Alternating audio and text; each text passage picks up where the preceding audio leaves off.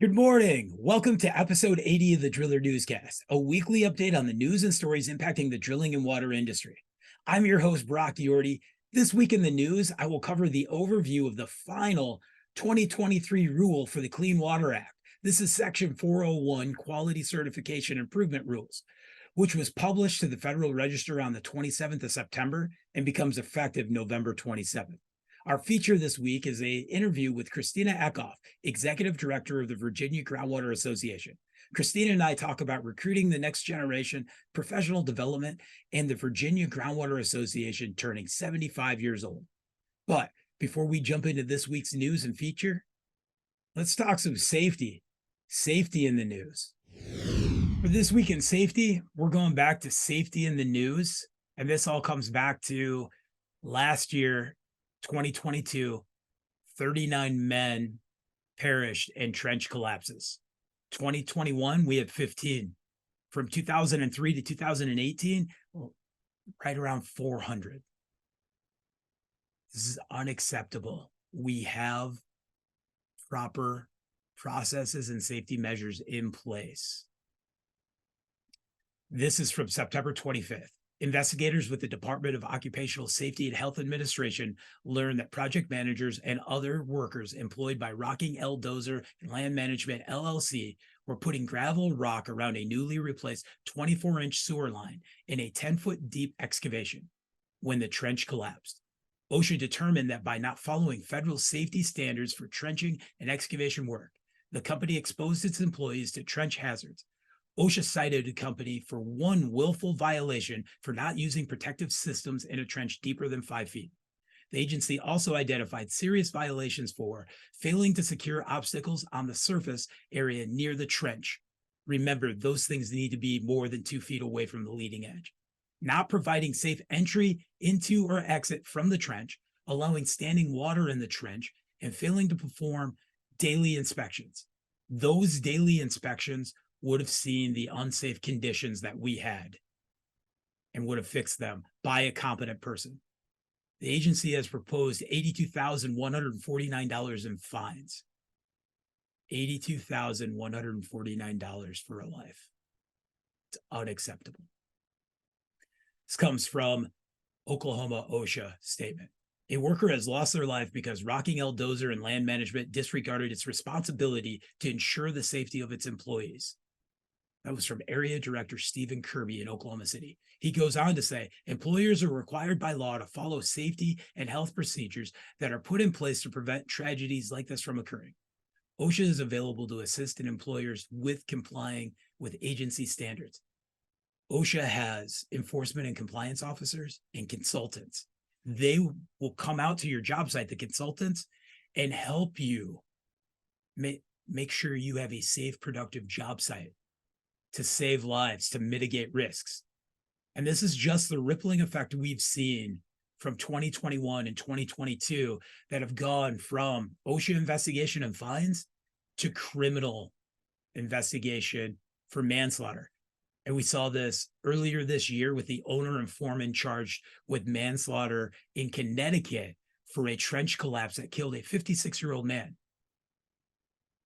In August, we talked about an owner in Breckenridge, Colorado, charged with reckless manslaughter for the fatality of a 23-year-old. Last year, a majority of the individuals killed in these trenches were less than 25. Last year, July, when we were at 22 fatalities, Doug Parker made this statement from OSHA. The Occupational Safety and Health Administration is calling on all employers engaged in trenching and excavation activities to act immediately to ensure that required protections are fully in place every single time employees step down into or work near a trench. That was Assistant Secretary for OSHA, Doug Parker. He continued with, in a matter of seconds, workers can be crushed and buried under thousands of pounds of soil and rocks in an unsafe trench. The alarming increase in number of workers needlessly dying and suffering serious injuries in trenches incidents must be stopped.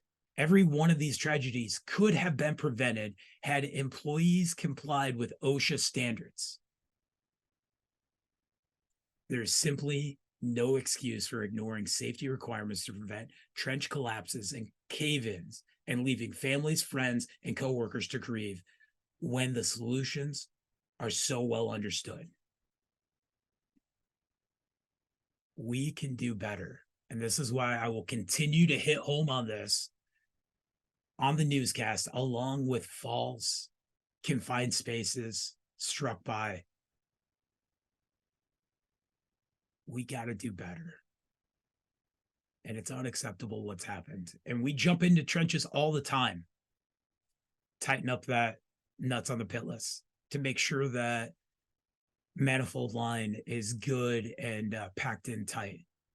And we need to have safe entrance and egress, either ladders or benches. We need to make sure we're sloped, shored, shield. And if it's 20 foot or deeper, engineered systems are in place by an engineer. Go to YouTube, go to your local OSHA, get the one page, look at all the great information out there that discusses from 1 hour to 4 hours how to become a competent person and keep your team safe. We can do better, industry. For this week in the news, you know, the way the newscast comes out every week, we're always going to be,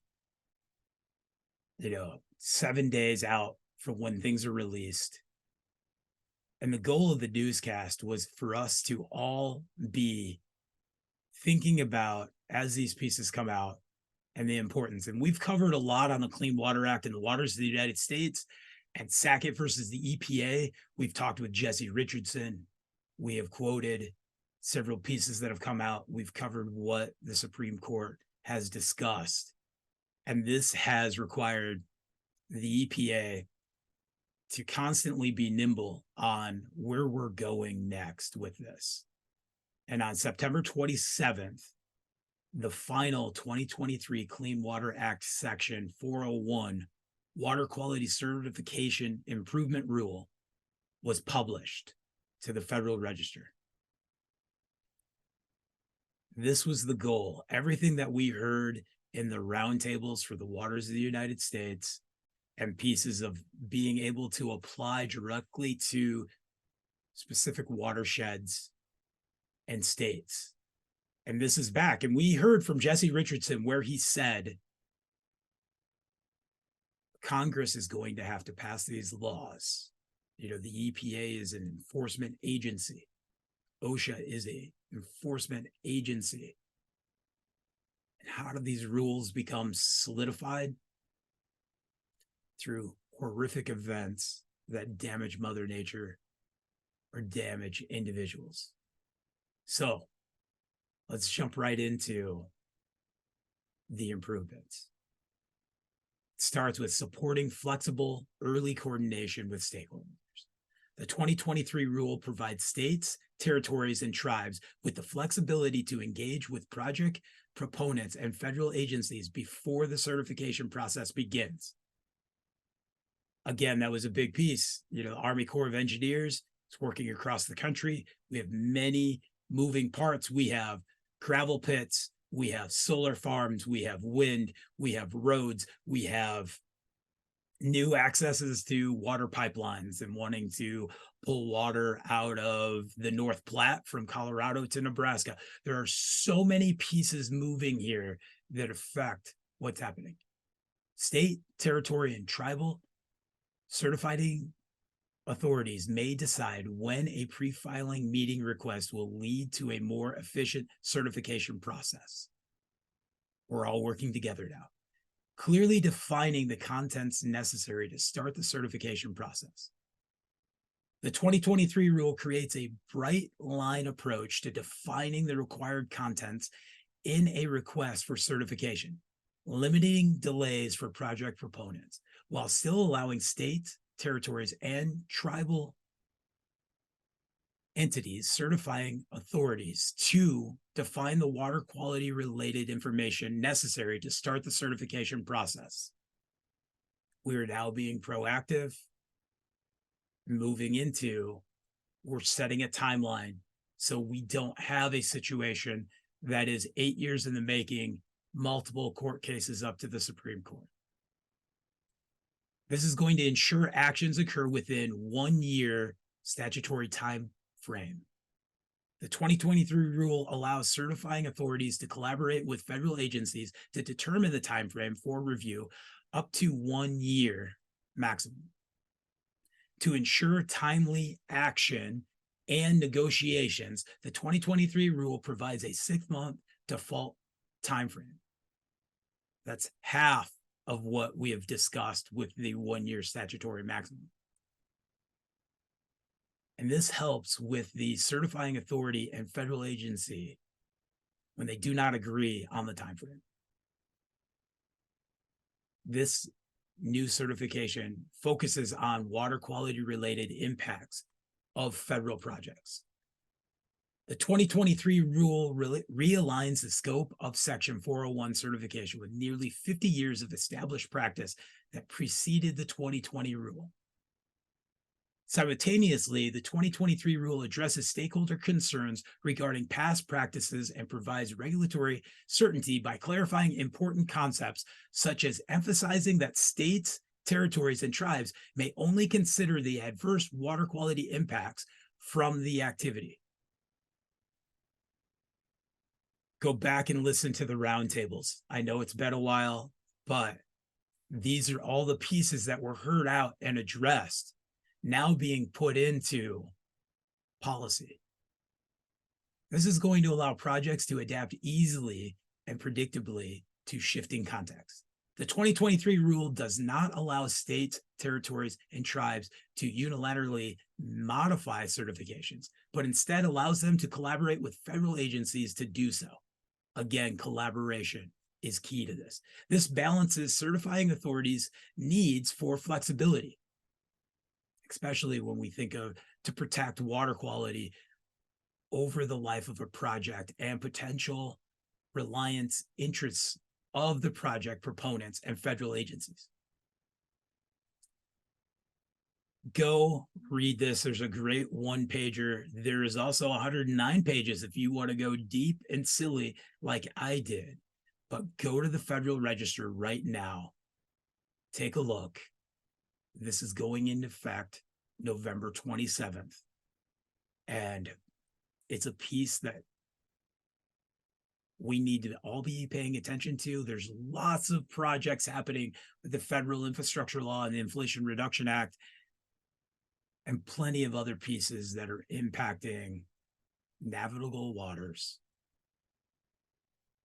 and what we need, including, I can't hit home more about this, looking back at how many states really use ephemeral streams to replenish water that's being used that may be dry 50% of the year or more. But again, these are all the pieces that we needed to have for this collaboration. I think we're at a really good place right now. For this week's industry featured professional, we're also going to feature a state association. And I'm just going to open it right up. Christina, go ahead and introduce yourself. Sure. My name is Christina Ekhoff, and I'm the Executive Director for the Virginia Water Well Association, and I also serve the West Virginia Water Well Drillers Association. So, again, we're sitting in a room, and I typically feel like I'm a kid in this industry, and I'm 43, and today I'm talking to you. How did you get into this, and when did you get into, helping with the association and then growing into a point of, helping manage it?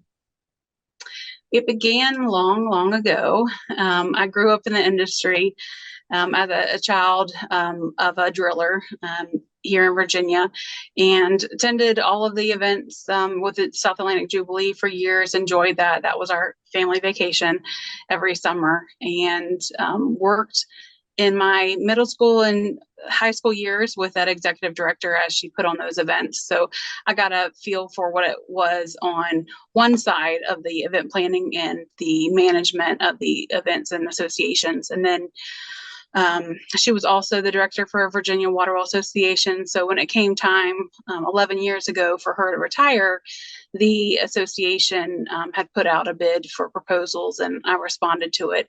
And gratefully, they interviewed me and a few others, and I was able to be awarded it and have enjoyed serving them ever since.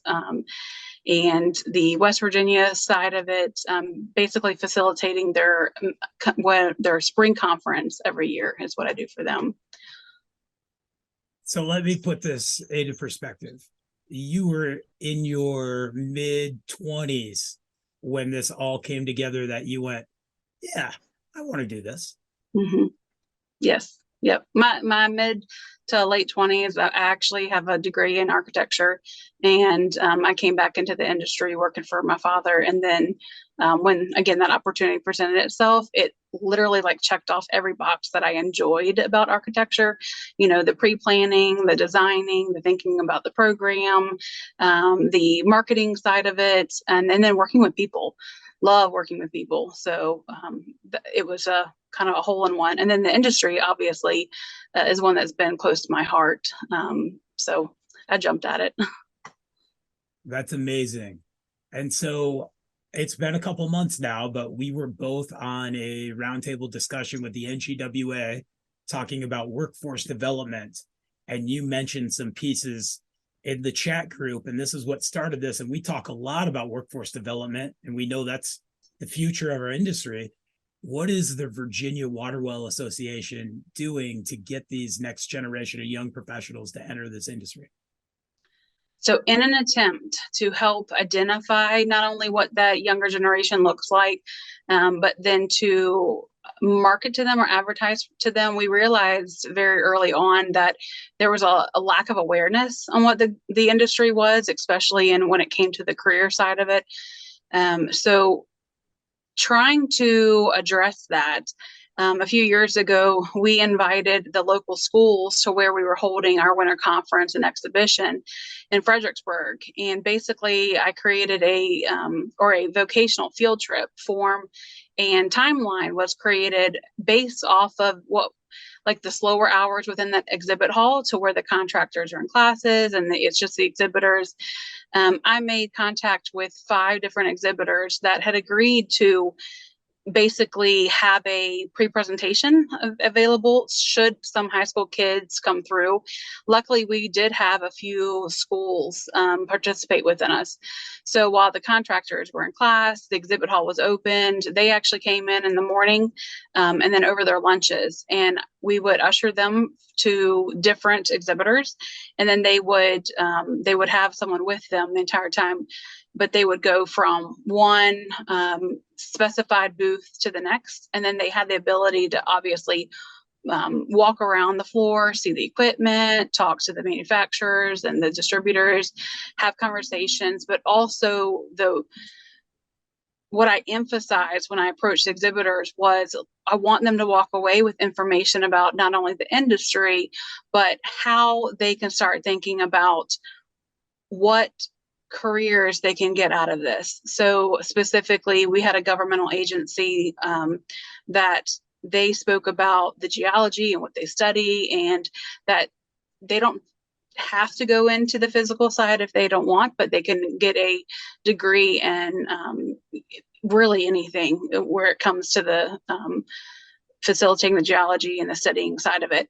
But then as they walked through and met with the other exhibitors and looked at the equipment, they were also exposed to the fact of you can use your hands and feet immediately outside of high school. You can come and work for a drilling contractor and get that immediate hands-on feeling on how to operate this piece of equipment or do a pump installation. And we had a rig actually outside, full mast, and they were able to listen to it run. So they could hear the machine running, and then we had them do a little presentation on that rig and the energy that's around that.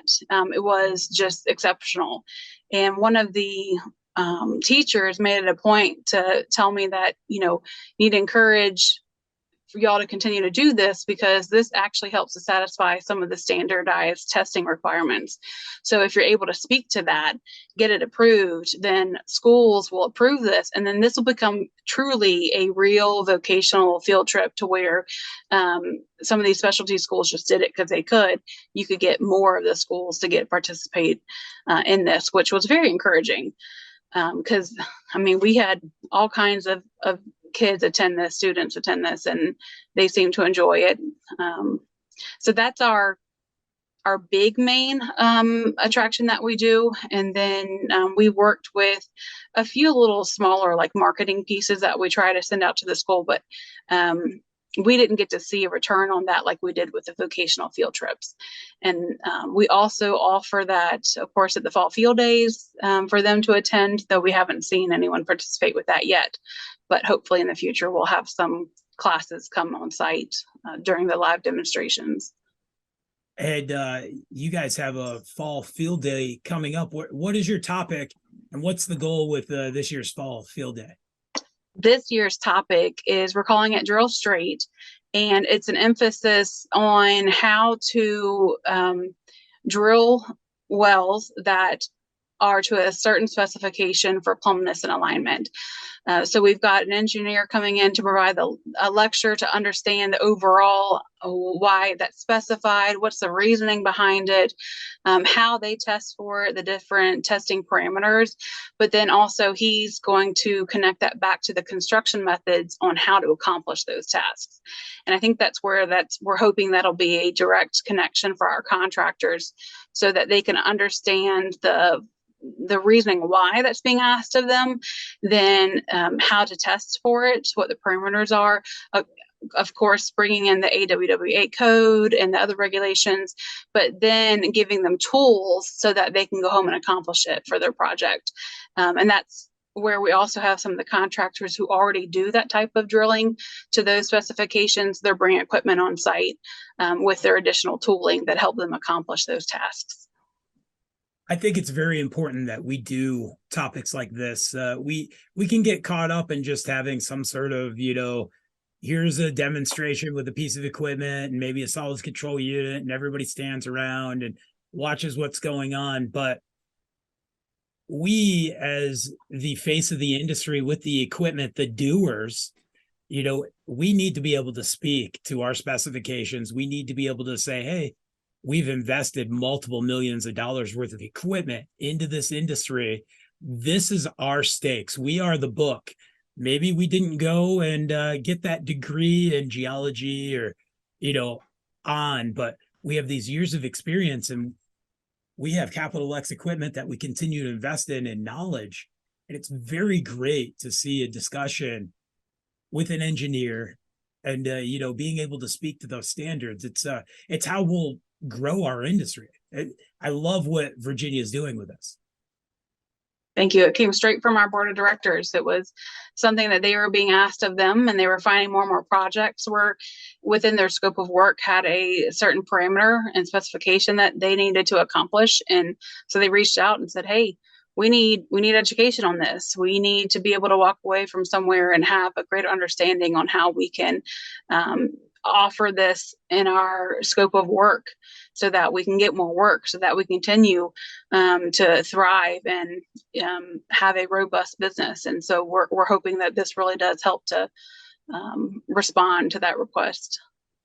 These are the type of milestones that allow us to speak to our industry as, a greater expert, as we get into master groundwater driller or that stuff. Is that a big emphasis for Virginia as well? Mm-hmm. Very much so. Yeah, in Virginia, it's a 3-tiered process, and to maintain that master certification, is education on a biannual basis. But we often find that contractors come down almost every event that we offer, which is excellent. And that's milestones. If we want this next generation to be in this industry, we can start learning this information now. We can be at those lectures. We can get dirty and stuff, but that idea of this is our professional development. It may not be business classes at night at a local community college, but it is what will grow us into the next 100 years of our industry. Absolutely. And so our training, I mean, we are try to be very intentional with what we offer in response to what's being asked of us as an organization. But we also buffer that with business courses. I mean, part of our certification in Virginia is that you also have to um, showcase that you're capable of owning a business and running it, and that you know the administration side of it. So instead of having the contractors who are already working all day, most of them are on the back of the drill rigs, they don't have time to do the administrative side. We incorporate that business element. We traditionally have done that in the winter conference as like a standalone track that they can pick and choose the classes. A few years ago, we incorporated some virtual outside of our fall field day and our winter conference, so that they could attend and get that education on, 1 hour increments every Thursday for like 8 different weeks throughout the summer. So first thing in the morning, they come in, sit down for an hour, get education on what retirement look like, how to orchestrate that with your employees, how to set that up, or financials, how to understand your financials and the income and cost of goods sold, all those things that, where you can learn trade on the job. Unless you seek education at other platforms for that business side of it, you don't really get it. But it's being required of them to know. And we want businesses to succeed in Virginia. We want them to thrive, especially in what we're forecasting. So we're hopeful that it does benefit them. It's funny I pick on business classes because as I graduated high school and I started college while drilling for Dad, the evening class was 5:30 to 6:45. And in reality, in the fall, where the days are still very long and the snow and ice is coming, and you look at your watch and suddenly it's like 3:55, then it's 4:15. And I'm thinking to myself, am I just going to class muddy? Am I driving the water truck? Am I just going to park that at the Kalamazoo Valley Community College? And it was very hard. I had to approach my instructor and go, listen, I love what I'm learning here, but there's times where I'm going to have to figure out another. This is pre-online learning stuff. But that class is the reason that when the housing market slowed down in 2003 in Michigan, I was looking at the books and going, Dad, we're 50% off where we were last year this time. And you have multiple sons and employees and rigs and stuff.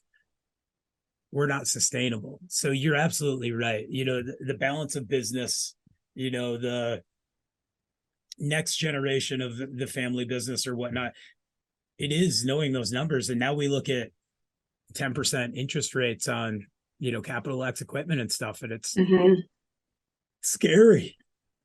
And a huge element to all that is, as coming from a family business, is the succession side of it, understanding and preparing for that. And we've been in that nugget for probably 6 years now of trying to educate our contractors on what succession looks like and how to set them up. And we are really in the weeds of it right now, to where businesses are either being handed over or they're closing, or they're stepping back and they're allowing the next generation to really operate. So we're really starting to see the last 6 years start to come to fruition with what succession looks like. It is very important. And speaking of history and succession, Virginia's about to have a big anniversary for what is Association. It? Yes, we are going to celebrate our 75th in 2024. Whoop whoop. Yeah, we're very excited about it. We're making some plans, and we've got some excellent speakers, including Mr. Brock Yorty, coming to offer his expertise for us and also have some fun. And I think that's what I appreciate about you, Brock, is that you bring an element of not only great education, but fun to it. And as we were trying to, address the younger generation, but also engage the contractors that have been with us for years and are just bored of the same, education, that it's presented in a way that, one, it's like riveting, it's fun, but then it involves technology and it involves the younger guys. So that, in an essence, is a way to link that disconnect between the two generations, and they start conversing and talking and having fun. And who doesn't like competition? So when that's brought in, I think that is just huge. But we also have, we tapped into the Idaho Groundwater Association, and their president is actually coming as well. He's going to do a presentation on business with contractors, believe it or not, and what he's learned and what he teaches, and how to really incorporate some new programs or processes and be able to move forward.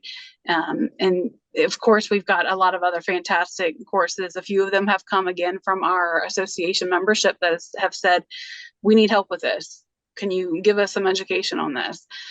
So we're talking about stray voltage. We're talking about minerals and the varying medias that can help to address the mineral content in Virginia. And Virginia is a highly diverse formation state. There's 7 physiological provinces, and so it's very diverse from all parameters, but especially the drilling, East Coast to the West Coast.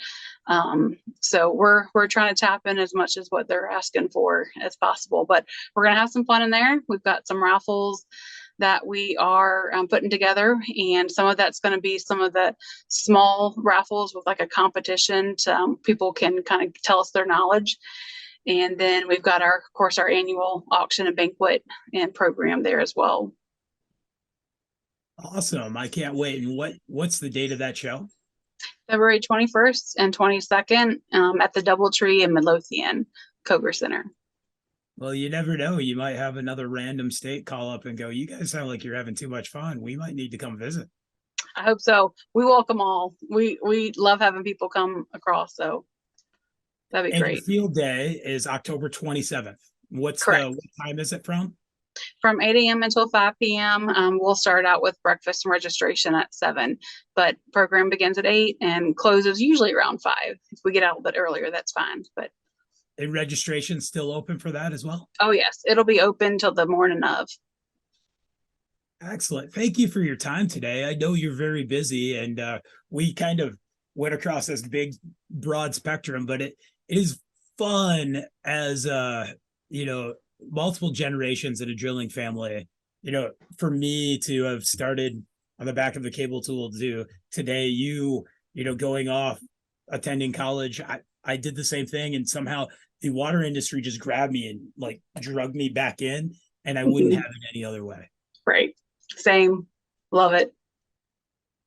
Awesome. Thank you, Brock. Appreciate it. Thank you for joining us for episode 80 of the Driller Newscast. Check out thedriller.com. Lots of great content coming out. We're still taking submissions for emerging drillers, as we have just started the interview process with the first 10 that were selected. We have lots of great submissions. We can always take on more. Check out The Matrix Drill Talk number 2 that is released. Lots of great stories in there and lessons learned. I want us to all consider the Stop Work Authority and the importance of every unsafe act and condition we encounter on the job site.